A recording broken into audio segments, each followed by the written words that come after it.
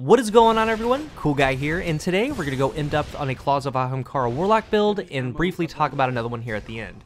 Now, the main goal of this build is to be up in your enemy's face and smack them around a little bit with that Warlock melee. That is going to be the #1 priority of the build. And the Warlock, it's got good exotics. The Ram, it doesn't need any introduction. Nothing Manacles, Void Fangs, Heart of Praxic Fire, the list goes on. There are so many good ones that some of them don't get used as much. It has nothing to do with them being bad, it just has everything to do with there being so many great options for the Warlock. When you start thinking about some of the things that the Warlock does best, the range melee comes to mind. Now in this clip, I had just been thrown into the game. I'm going to let it run, and I want you to pay close attention to what that super bar does.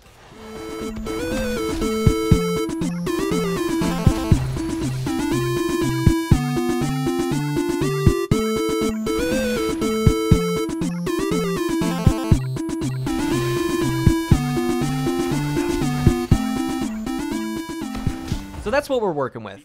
In the background is a Rumble game where I got 4 total Nova Bombs using this build, so let's break it down. Again, we want to be in players' faces the whole time in close quarters combat.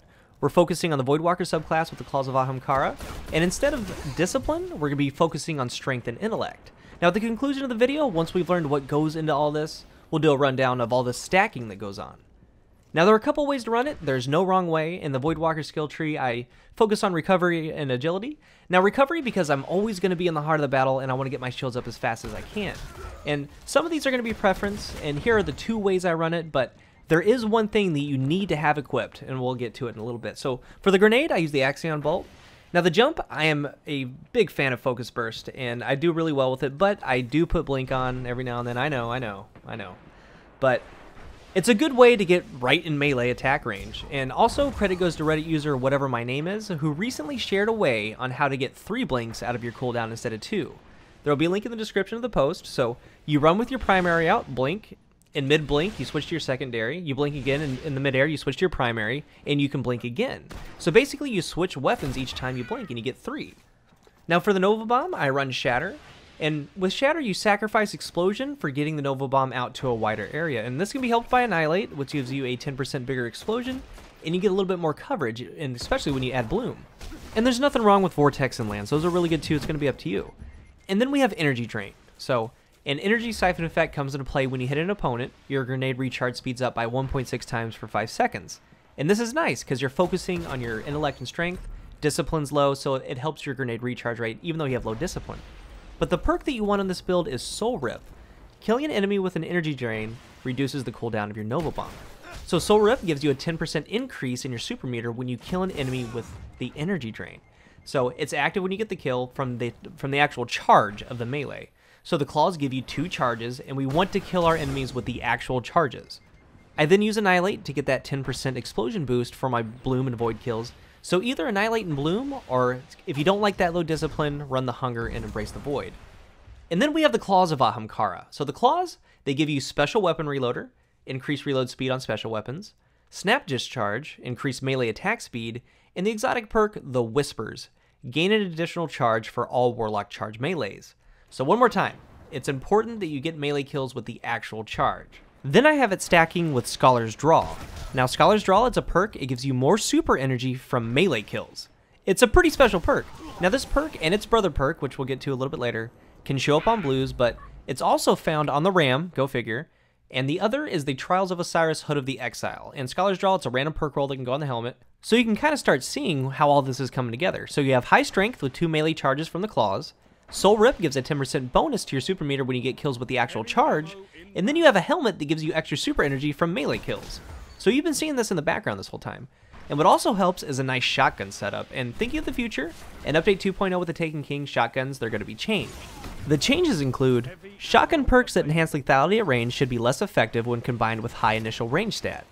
Reduce shot package accuracy buff by 30%, Rangefinder adds a 5% base range increase on aim down sights, it was 20%, and reduce precision damage multiplier by shotguns by 10%. And as we know it, the Matador, Party Crasher, Fellwinter, it's running the show right now. The range kills you get with them are out of control, shot package and added range are what everyone mostly runs on them, that's just kind of how it is right now. But with those nerfs, Bungie's goals are going to be this. The shotgun is most effective at very close range, complements melee attacks and other close quarters class builds, and offensively closing on an enemy with a shotgun should be a risk-reward timing game. And when I read that, all I could think was Halo Shotgun Beatdown, right? Halo 3 Shotgun Beatdown.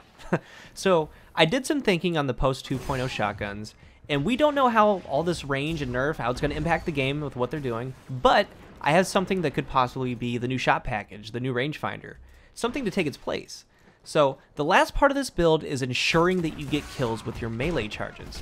I've made this judgment, and it still has some pretty good impact, shoots a little bit faster than the Fellwinter, and even with the lower impact ones like the DOA from the Dead Orbit, Hard Luck Charm, the Dry Rot, the main perk is Close and Personal. This perk gives a short period of 25% bonus melee damage after landing a hit with the weapon.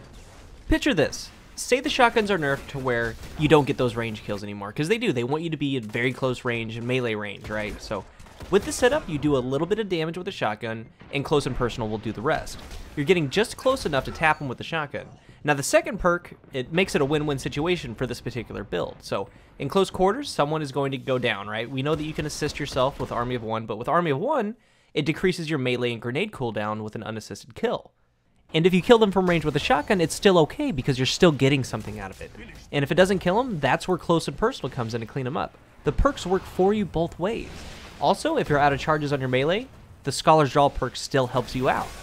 So a summary of the Claws build, you have 2 melee charges, a perk in your tree that gives a 10% boost to your super bar when you get a kill with the melee charge, a helmet that gives you more super energy with melee kills, and a shotgun that's a win-win for ensuring that you get kills with the charges.